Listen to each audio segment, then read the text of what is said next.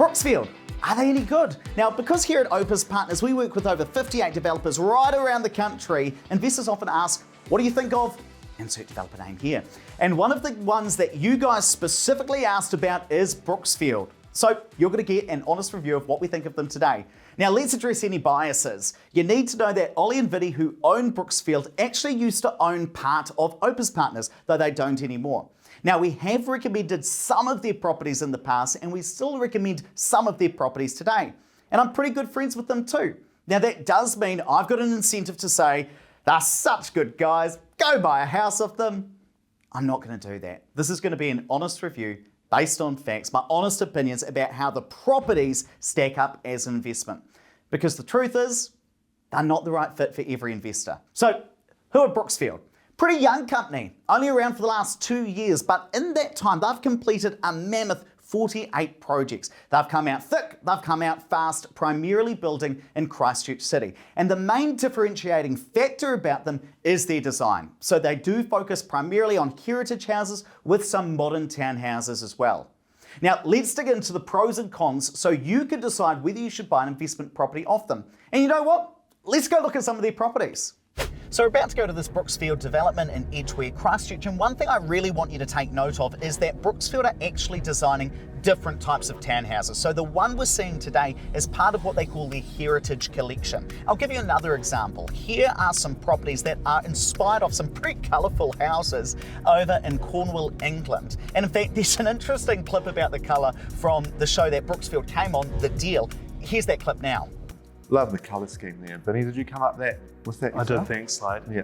Do you think when our clients go to sell these properties in 15 years, they'll still be relevant? Oh, the aesthetics. Well, Slade, this style of home, actually the design has been around since the Great Fire of London in 1666. So I think, if it's been okay for 350 years, it's probably going to be okay for another 15. But we're not living in London though, Vinny. We're trying to. So come on, let's go take a look at it. And you can see over here, they actually do look different from your typical townhouse. You've got the weatherboard exterior and you've got some little verandas out front in there too. Let's go take a look. So while it looks really heritage on the outside, inside it's pretty modern. It's what you'd expect of a 2-bedroom townhouse, though there are a few nice little touches. Take a look at these. It's got a little nice heritage feel to it, which I think is a nice touch. And the other thing is, you've got the open plan lounge. I think tenants would be pretty comfortable here. And one other thing that's a bit different about a Brooksfield development is they often squeeze in an extra study or office into a 2-bedroom townhouse. So same size as most other properties, but they squeeze in this extra small room. Heading down the hallway, take a look at the bedroom. Not too bad size, 2 windows and a wardrobe, can fit a queen size bed in here. It's pretty comfy. And a couple of things to point out in the bathroom, stone over here, heritage tapware here and here. Hey, just adds to the feel of the place. So quite a few things to like about this one, but there are also some cons. Let's go through them now. Now that we've looked at the pros, let's turn our attention to the cons. The first one is cost. So yes, they have a very unique product, at least on the outside, but they do charge you for it. So here's an example of some townhouses currently being advertised in Christchurch. The 2-bed for $659K. Now that is about 40 to 60K more expensive than 2-bedroom townhouses that are being advertised by other developers. So yep, great product, but they do charge you for it. But this has also changed over time because I know a lot of our investors purchased through Brooksfield when it was just starting out. And what tends to happen with developers is when it's a very young company, they tend to charge below market prices. They give you a good deal because they're trying to get runs on the board. They're trying to get some customers. Now, over time, as they age, as they gain more of a brand name, more experience, they start to adjust their pricing upwards. Now, Brooksfield, yeah, they've only been around for 2 years, but because they've built so many projects in that time, their pricing has changed and they have become relatively more expensive than other developers. Now, look, that doesn't mean that every single one of their properties is expensive. This is a trend only. I'm just trying to say that on the whole, they have become more expensive than they were, but ultimately it's going to come down to the individual deal. The second con is while you pay more for the investment property, you generally get the same amount of rent. So let's say that you could buy a Brooksfield 2-bed townhouse for $659K, and that might rent for $480 a week. Now, if you were to go out and purchase another 2-bed townhouse from another developer might be 619K, and what would your rent be?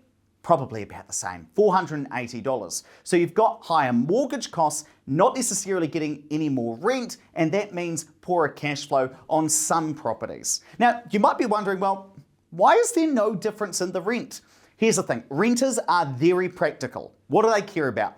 The number of bedrooms, whether there's car parking, if there's some space for the kids outside, and whether the house is warm and weathertight. Renters don't really care about the exterior of the house as much and whether it looks pretty, and that's simply because they don't need to fall in love with it. They're not going to live there for the next 20 years. Whereas you and I, if we are owner-occupiers and buying something we're going to live in for 15 years, yeah, of course we want it to look different. So I think it's really important that you do look at this as an investor if you're considering purchasing a Brooksfield property as a rental. Don't look at it as an owner-occupier. And the third con is they build a single product. What do they build? Townhouses in Christchurch. So if you want a 3-bedroom townhouse in Auckland, these guys aren't the right fit for you. If you want a high-yielding Wellington apartment, these guys aren't the right fit for you either. So who are they right for? Generally, I'd say owner-occupiers who want to live in Christchurch. I think it's a great product. And similarly, some of their properties for property investors, I think can be really good, depending ultimately on the numbers.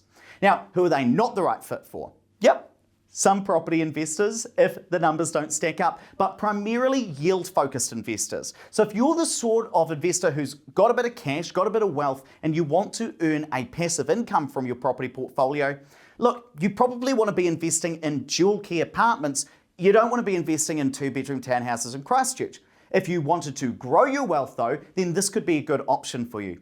And lastly, if you're an investor looking outside of Christchurch, you want to grow your portfolio in Auckland, Wellington, somewhere else, hey, these guys aren't going to be the right fit for you either because they primarily build in Christchurch. Now, what I want to know is what other developers should we cover on this YouTube channel? Let me know in the comments section down below. While you're there, make sure you hit the subscribe button, the like button, and toggle that little bell so you get notified about all our future videos.